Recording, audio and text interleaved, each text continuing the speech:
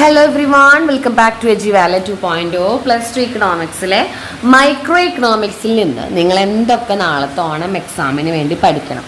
ഈ ഒരു ടോപ്പിക്കാണ് ഇന്നത്തെ വീഡിയോ. ഇതിന് തൊട്ട് മുന്നേ ആയിട്ട് പ്രോബ്ലംസ് മാത്രമായുള്ള വീഡിയോ അപ്ലോഡ് ചെയ്തിരുന്നു. 40 മാർക്കിൻ്റെ ക്വസ്റ്റ്യൻസ് അപ്ലോഡ് ചെയ്തിരുന്നു.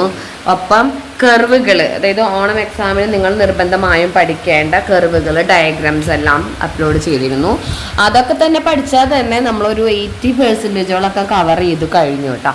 അപ്പോൾ മൈക്രോ എന്ന് പറയുമ്പോൾ ചില സ്റ്റുഡൻസിന് 3 ചാപ്റ്റേഴ്സ് ഉണ്ട്, ചില സ്റ്റുഡൻസിന് 2, 3, ചിലവർക്ക് 2 ചാപ്റ്റേഴ്സ് ഉണ്ടാവുള്ളൂ, ചിലവർക്ക് 3 ചാപ്റ്റേഴ്സ് ഉണ്ടാവാം. അപ്പം അങ്ങനെ പല ഡിഫറൻറ്റിലാണ് ഇരിക്കുന്നത്. അപ്പോൾ മൈക്രോ ഇക്കണോമിക്സിൽ നമ്മൾ ഏതൊക്കെ ടോപ്പിക്ക് പഠിക്കണം എന്നുള്ള ടോപ്പിക്കായിട്ടാണ് ആ ഒരു സെഗ്മെൻ്റ് ആയിട്ടാണ് നമ്മളിന്ന് വന്നിരിക്കുന്നത്. ചാനലിലേക്ക് കടക്കുന്നതിന് മുന്നേ നമ്മുടെ ചാനൽ നിങ്ങളൊക്കെ ആദ്യമായിട്ടാണ് കാണുന്നതെങ്കിൽ, അല്ലെങ്കിൽ ഷെയർ ചെയ്യാതെ അല്ലെങ്കിൽ സബ്സ്ക്രൈബ് ചെയ്യാതൊക്കെയാണ് നിങ്ങൾ കാണുന്നത് എങ്കിൽ ലൈക്ക് ചെയ്യുക, ഷെയർ ചെയ്യുക, സബ്സ്ക്രൈബ് ചെയ്യുക, മാക്സിമം സപ്പോർട്ട് ചെയ്യുക കേട്ടോ. അപ്പോൾ നമുക്ക് വീഡിയോയിലേക്ക് കടക്കാം. ആദ്യമായിട്ട് 1ാം പാഠത്തിൽ നിന്ന് നിങ്ങൾ പഠിക്കേണ്ട 2 main topic central problems of N economy.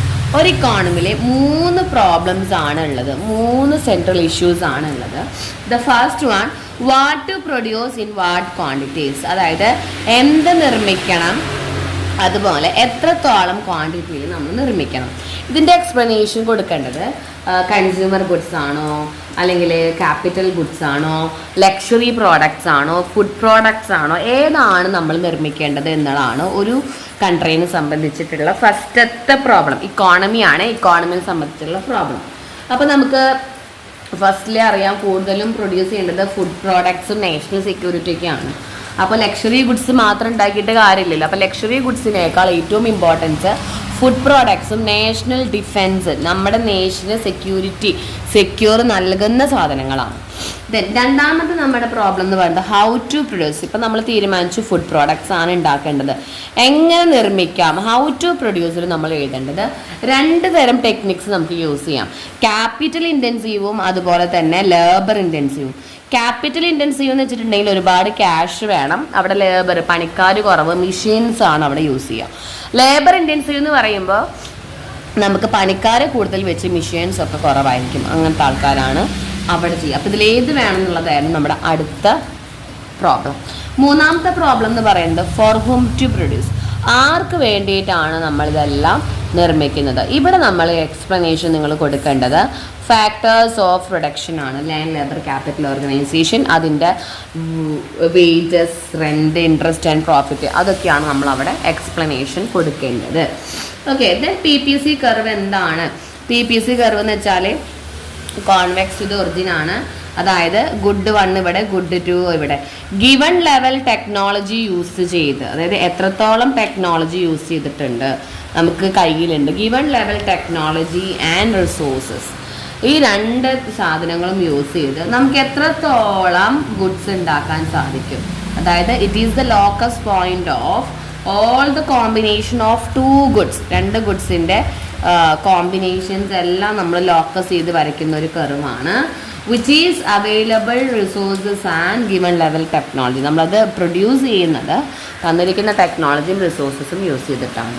അപ്പോൾ എന്താണ് PPC കർവ്, അതിൻ്റെ പോയിന്റുകൾ നമ്മൾ ആ കർവ് എന്ന് പറഞ്ഞ ചാപ്റ്ററിൽ, കർവ് എന്ന് പറഞ്ഞ വീഡിയോയിൽ പറഞ്ഞിരിക്കുന്നത് കൂടി പഠിക്കണം കേട്ടോ. ദെൻ നെക്സ്റ്റ് നമ്മൾ നന്നായി പഠിക്കേണ്ടത് ബഡ്ജറ്റ് ലൈന്, ബഡ്ജറ്റ് ലൈൻ്റെ ഷിഫ്റ്റ്, എന്തൊക്കെ മാറ്റങ്ങൾ വരുന്നു, അതൊക്കെയാണ് നമ്മൾ 2ാം പാഠത്തിൽ പഠിക്കേണ്ടത്. ബഡ്ജറ്റ് ലൈൻ എന്ന് പറയുമ്പോൾ കൺസ്യൂമറിൻ്റെ ആണ് അല്ലേ. കൺസ്യൂമറിൻ്റെ ഒരു ബഡ്ജറ്റ് ലൈൻ എന്താണെന്ന് വരയ്ക്കാനൂടി പഠിക്കണേ. വരയ്ക്കണോടൊപ്പം തന്നെ പഠിച്ചിട്ടുണ്ടെങ്കിൽ നമുക്കൊന്നും കൂടി നല്ല രീതിയിൽ എളുപ്പമുണ്ടാവും. അപ്പോൾ ബഡ്ജറ്റ് ലൈൻ എന്ന് വെച്ചാൽ എന്താണ്? It is a line joining all the 2 goods അല്ലേ, all the consumption bundles of 2 goods. അതായത് budget line it is the, ഇതും locus point of all the combination of 2 goods. ഇവിടെയും 2 ഗുഡ്സ് ആണ്. Which is a consumer can buy exactly equal to our income, അതായത് ആ ഇൻകത്തിൻ്റെ ഉള്ളിൽ എത്രത്തോളം സാധനങ്ങൾ ഒരു കൺസ്യൂമറിന് വാങ്ങാം, 2 ഗുഡ്സ് വാങ്ങാൻ പറ്റും. ആ ലോക്കസ് പോയിന്റിനെയാണ് നമ്മൾ ബഡ്ജറ്റ് ലൈൻ എന്ന് നമ്മൾ വിളിക്കുന്നത്. ബഡ്ജറ്റ് ലൈൻ ഒരു ഇക്വേഷൻ ഉണ്ട്, P1x1 + P2x2 = m ആണ്. പിന്നെ ഹൊറിസോണ്ടൽ ഇന്റർസെപ്റ്റും വെർട്ടിക്കൽ ഇന്റർസെപ്റ്റും സ്ലോപ്പ് ഒക്കെ ഒന്ന് കാണിച്ചു കൊടുക്കണം. അതിൻ്റെ ഷിഫ്റ്റ് എന്ന് പറയുമ്പോൾ നമുക്ക് ഇൻകം കൂടിയാൽ ഇൻകം കൂടിയാൽ ബഡ്ജറ്റ് ലൈൻ ഇങ്ങോട്ട് ഷിഫ്റ്റ് ആവും, കുറഞ്ഞാൽ ഇങ്ങോട്ടേക്ക് ഷിഫ്റ്റ് ആവും. പിന്നെ ഒരു പ്രൈസ് ഓഫ് ഗുഡ് 1 കൂടിയാൽ പ്രൈസ് ഓഫ് ഗുഡ് 2 കൂടിയാൽ അപ്പോൾ പാരലലി ഷിഫ്റ്റ് ആവും. അങ്ങനെ തുടങ്ങിയ കാര്യങ്ങളൊക്കെ പിന്നെ പഠിക്കാം കേട്ടോ. ദെൻ അതേപോലെ തന്നെ ഇൻഡിഫറൻസ് കർവ് എന്താണ്? ഇൻഡിഫറൻസ് കർവിൻ്റെ പ്രോപ്പർട്ടീസ് വളരെ ഇമ്പോർട്ടൻ്റ് ആണ്. ഇൻഡിഫറൻസ് കർവ് എന്താണെന്ന് പറഞ്ഞിട്ടുണ്ടെങ്കിൽ കോൺവെക്സ് ടു ദ ഒറിജിൻ ആണ് ഇൻഡിഫറൻസ് കർവ്. ഈ കർവ് എന്ന് പറഞ്ഞിട്ടുണ്ടെങ്കിൽ കൺസ്യൂമറിന് നല്ല രീതിയിലുള്ള ഹയസ്റ്റ് ലെവൽ സാറ്റിസ്ഫാക്ഷൻ കിട്ടുന്ന പോയിന്റുകളാണ് ഇൻഡിഫറൻസ് കർവിലുള്ളത്. അതായത് indifference curve is the locus of point of combination of two goods which the consumer get same level satisfaction. അതായത് കൺസ്യൂമറിന് സെയിം ലെവൽ സാറ്റിസ്ഫാക്ഷൻ കിട്ടുന്ന ഹയസ്റ്റ് ലെവൽ സാറ്റിസ്ഫാക്ഷൻ കിട്ടുന്ന പോയിന്റുകളൊക്കെയാണ് ഇൻഡിഫറൻസ് കർവിന് ഉണ്ടാവുക. ദെൻ ഇൻഡിഫറൻസ് കർവിൻ്റെ കളക്ഷൻ നമ്മൾ വിളിക്കുന്നത് ഇൻഡിഫറൻസ് മാപ്പ് എന്നാണ്. Then IC1, then IC2, then IC3 അങ്ങനെ 3 തരം കർവുകളുണ്ട്. അങ്ങനെ വരയ്ക്കുക. ദെൻ ഇതെന്താണ്? കോൺവെക്സ് ടു ഒറിജിൻ ആണ്. Do not intersect each other, അതായത് രണ്ടും അങ്ങോട്ടും ഇങ്ങോട്ടും കൂട്ടിമുട്ടുന്നില്ല. പിന്നെ higher indifference curve indicate higher satisfaction. Higher satisfaction കിട്ടുന്നത് ഹയർ ഇൻഡിഫറൻസ് കർവാണ്. അങ്ങനെ ഇൻഡിഫറൻസ് കർവുമായി ബന്ധപ്പെട്ട കുറച്ച് തിയറീസൊക്കെ പഠിക്കാം. ദെൻ പിന്നീടാണ് കൺസ്യൂമറിൻ്റെ ഒപ്റ്റിമം ചോയ്സ്. കൺസ്യൂമറിൻ്റെ ഒപ്റ്റിമം ചോയ്സ് എന്ന് പറയുന്ന പോയിന്റ് ഏതാണ്? കൺസ്യൂമറിൻ്റെ ഇക്വിലിബ്രിയമാണ്. അത് ഇപ്പോൾ വരച്ച പോലെ തന്നെ വരയ്ക്കാൻ അറിയണം. ഇനി എന്താണ് ഇൻഡിഫറൻസ് കർവ് എന്ന് വെച്ചാൽ കൺസ്യൂമറിൻ്റെ ഇക്വിലിബ്രിയത്തിൽ ബഡ്ജറ്റ് ലൈനും ഇൻഡിഫറൻസ് കർവും ടാൻജൻ്റ് ആയിരിക്കും. ഒപ്പം തന്നെ ഇവിടെ മാർജിനൽ റേറ്റ് ഓഫ് സബ്സ്റ്റിറ്റ്യൂഷൻ എന്ന് പറയുന്നത് Δx2/Δx1 ആയിരിക്കും. അതേപോലെ ഇത് ഈക്വൽ ടു -P1/P2. ഈ പോയിന്റ് ആയിരിക്കും നമ്മുടെ ഇൻഡിഫറൻസ് കർവിൽ എന്ന് പറയുന്നത്. മാർജിനൽ റേറ്റ് ഓഫ് സബ്സ്റ്റിറ്റ്യൂഷനും പ്രൈസ് റേഷ്യോയും ഈക്വൽ ആയിരിക്കും. ആ കൺസംഷൻ ബണ്ടിലാണ് മോർ പ്രിഫറബിൾ ആയിരിക്കുക. ദെൻ IC1 കൂടുതൽ സാറ്റിസ്ഫാക്ഷൻ IC2 കിട്ടും. അതൊക്കെ നമ്മളവിടെ എക്സ്പ്ലെയിൻ ചെയ്ത് പഠിക്കണം. ഓക്കെ. പിന്നെ നമ്മൾ ഈ ഒരു ചാപ്റ്ററിൽ പഠിക്കേണ്ട അടുത്ത ടോപ്പിക് എന്ന് പറയുന്നത് factors affecting demand of A commodity. ഒരു കമ്മോഡിറ്റിയുടെ ഡിമാൻഡ് ഇൻക്രീസ് ചെയ്യണമെങ്കിൽ ഏതൊക്കെ ഫാക്ടേഴ്സ് എഫക്റ്റ് ചെയ്യാം? ഏതൊക്കെ ഫാക്ടേഴ്സ്? ഒന്നാമത്തെ സംഭവം പ്രൈസ് ഓഫ് ദി കമ്മോഡിറ്റി. ആ സാധനത്തിൻ്റെ വില എന്താണ്? ആ സാധനത്തിൻ്റെ വില കൂടിക്കഴിഞ്ഞിട്ടുണ്ട് എങ്കിൽ ഡിമാൻഡ് കുറയും. ദെൻ രണ്ടാമത്തേത് ഇൻകം ഓഫ് കൺസ്യൂമർ, അല്ലേ? കൺസ്യൂമറിൻ്റെ ഇൻകം കൂടുമ്പോൾ ഒന്നും കൂടി കൂടുതൽ വാങ്ങും, ഡിമാൻഡ് കൂടും. മൂന്നാമത്തേത് എന്ന് പറയുന്നത് പ്രൈസ് ഓഫ് റിലേറ്റഡ് ഗുഡ്. നമ്മൾ ഒരു യൂസും 2-3 ഗുഡ്സും ഉണ്ടാവും, അല്ലേ? ഇപ്പോൾ ടീക്ക് പകരം കോഫി കുടിക്കുന്നു എങ്കിൽ കോഫിയുടെ വില കുറഞ്ഞാൽ നമ്മൾ പിന്നെ ടീ വാങ്ങില്ല, കോഫി കോട്ട് പോയി വാങ്ങും. അവിടെ നമ്മളിപ്പോൾ കൺസ്യൂമറിൻ്റെ ഇൻകത്തിൽ നമുക്ക് 2 തരം ഗുഡ്സുകൾ വരുന്നുണ്ട്. കൺസ്യൂമറിൻ്റെ ഇൻകത്തിൽ നോർമൽ ഗുഡ്സും ഉണ്ട്, അതുപോലെ തന്നെ ഇൻഫീരിയർ ഗുഡ്സും ഉണ്ട്. നോർമൽ ഗുഡ്സ് വാങ്ങുന്നത് നമുക്ക് ഇൻകം ഉണ്ടെങ്കിലോ ഇൻകം ഇല്ലെങ്കിലോ അങ്ങനെയുള്ള ആ ഒരു ടോപ്പിക് അവിടെ വേണം. അതേപോലെ തന്നെ പ്രൈസ് ഓഫ് റിലേറ്റഡ് ഗുഡ്സിൽ സബ്സ്റ്റിറ്റ്യൂട്ട് ഗുഡ്സ് ഉണ്ട്. എന്താണ് സബ്സ്റ്റിറ്റ്യൂട്ട് ഗുഡ്സ് എന്ന് അറിയണം. ഒന്നിന് പകരം നമ്മൾ വേറെ യൂസ് ചെയ്യുക, പെന്നിന് പകരം പെൻസിൽ യൂസ് ചെയ്യുക, ചെരുപ്പിന് പകരം ഷൂ യൂസ് ചെയ്യുക. അതേപോലെ തന്നെയാണ് വേറൊരു ഗുഡിൻ്റെ പേരാണ് കോംപ്ലിമെൻ്ററി ഗുഡ്സ്. കോംപ്ലിമെൻ്ററി ഗുഡ്സ് എന്ന് പറയുമ്പോൾ ഒരുമിച്ച് യൂസ് ചെയ്യേണ്ടത്. ഇപ്പോൾ പെട്രോള്, കാറ് മാത്രം വാങ്ങിയ പോരാ, പെട്രോൾ അടിക്കണ്ടേ? അതേപോലെ ഷൂ വിത്ത് സോക്സും ഷൂവും, ഇങ്ക് ആൻഡ് പെൻ, അതൊക്കെ കോംപ്ലിമെൻ്ററി ഗുഡ്സിന് എക്സാമ്പിളാണ്. അതിൻ്റെ ഡിമാൻഡുകളൊക്കെയാണ് അവിടെ വരിക. ദെൻ നാലാമത്തെ പോയിന്റ് നമുക്ക് ഇതേപോലെയാണ് ടേസ്റ്റ് ആൻഡ് പ്രിഫറൻസ് ഓഫ് കൺസ്യൂമറിൻ്റെ ടേസ്റ്റും അതുപോലെ തന്നെ പ്രിഫറൻസ്. ഇതും നമുക്ക് ഒരു ഡിമാൻഡിനെ എഫക്റ്റ് ചെയ്തതാണ്. അപ്പോൾ ഒരു 4 ഫാക്ടേഴ്സ് എഫക്റ്റ് ചെയ്യുന്ന ഡിമാൻഡ് പഠിക്കുക. ദെൻ ഡിമാൻഡിൻ്റെ ചേഞ്ചസ്, നമുക്ക് 2 തരം ഡിമാൻഡിൻ്റെ ചേഞ്ചസ് ആണ് വരുന്നത്. ഡിമാൻഡ് നമുക്ക് ഷിഫ്റ്റ് ആവാം, ഡിമാൻഡ് നമുക്ക് മൂവ് ചെയ്യാം. മൂവ്മെൻറ്റ് ഓഫ് ഡിമാൻഡ് നമ്മൾ 2 തരം പേരുകളാണ് വിളിക്കുന്നത്. മൂവ്മെൻറ്റ് ഓഫ് കോൺട്രാക്ഷനും ഉണ്ട്, അതുപോലെ തന്നെ എക്സ്പാൻഷനും ഉണ്ട്. എക്സ്പാൻഷൻ താഴോട്ടാണ് കേട്ടോ. മൂവ്മെൻറ്റ് വരുമ്പോൾ ഷിഫ്റ്റിൽ ഷിഫ്റ്റിൽ നമുക്ക് ഇൻക്രീസിങ് ഡിമാൻഡും ഉണ്ട്, അതുപോലെ തന്നെ ഡിക്രീസിങ് ഡിമാൻഡും ഉണ്ട്. ഡിക്രീസിങ് ഡിമാൻഡ് ഉണ്ട്. ഇവിടെ ഷിഫ്റ്റിലെ പ്രൈസ് നോട്ട് ചേഞ്ചസ്, പ്രൈസിന് നമുക്ക് ചേഞ്ചസ് വരുന്നില്ല. പക്ഷേ നമ്മൾ മൂവ്മെൻറ്റിലെ പ്രൈസാണ് ചേഞ്ച് ആവുന്നത്. പ്രൈസ് കൂടാം, പ്രൈസ് കുറയാം. അങ്ങനെ ആ രണ്ട് കാര്യങ്ങൾ നല്ല പോലെ അറിഞ്ഞിരിക്കുക, പഠിച്ചിരിക്കുക.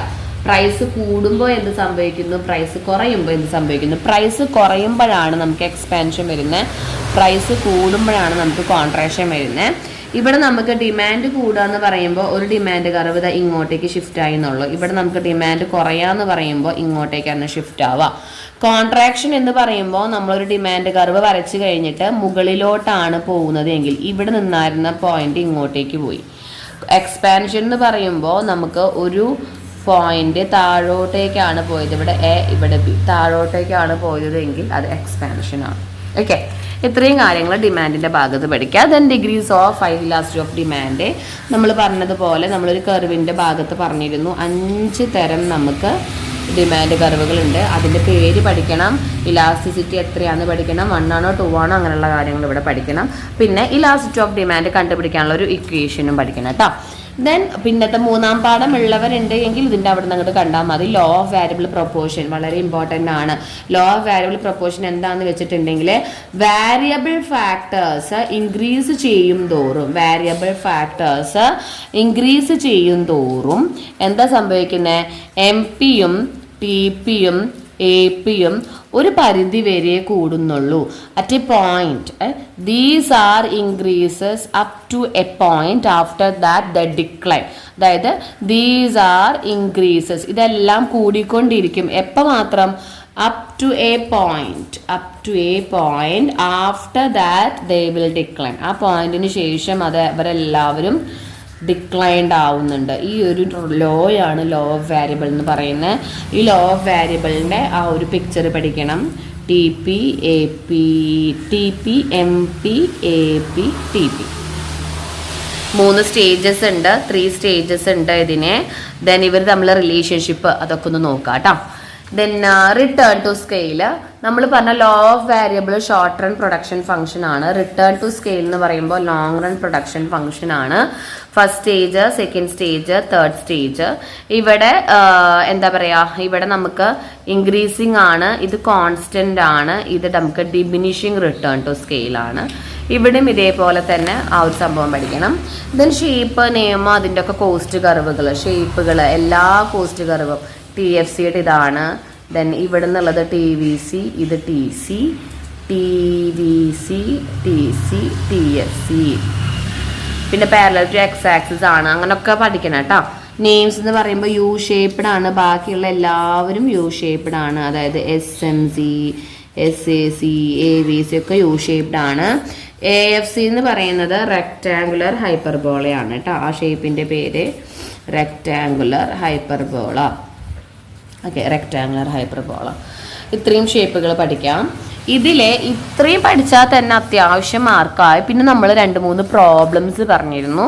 പ്രോബ്ലംസ് പഠിക്കുക. പ്രോബ്ലംസ് എന്ന് പറയുമ്പോൾ ബഡ്ജറ്റ് ലൈനിൻ്റെ ഒരു പ്രോബ്ലം, ഇലാസ്റ്റിസിറ്റി ഓഫ് ഡിമാൻഡിൻ്റെ ഒരു പ്രോബ്ലം, അതേപോലെ കോസ്റ്റ് കർവിൻ്റെ ഒരു പ്രോബ്ലം, പ്രോഡക്റ്റിൻ്റെ ഒരു പ്രോബ്ലം. ദെൻ ഇത്രയൊക്കെയാണ് നമുക്ക് മാക്രോ സെക്ഷനിൽ നിന്ന് പഠിക്കാനുള്ളത്. അപ്പോൾ ഇതൊന്നും പഠിച്ച് കഴിയാത്തവരുണ്ടെങ്കിൽ ഒന്ന് വേഗം നോക്കുക. നമ്മൾ വീഡിയോസ് എല്ലാം പിന്നാലെ വരികയാണ് കേട്ടോ. ഓക്കെ, നിങ്ങൾക്ക് നമ്മുടെ വീഡിയോ ഹെൽപ്ഫുൾ ആയെന്ന് വിചാരിക്കുന്നു. ഹെൽപ്ഫുൾ ആയെങ്കിൽ ലൈക്ക് ചെയ്യുക, ഷെയർ ചെയ്യുക, സബ്സ്ക്രൈബ് ചെയ്യുക, മാക്സിമം സപ്പോർട്ട് ചെയ്യുക. Thank you.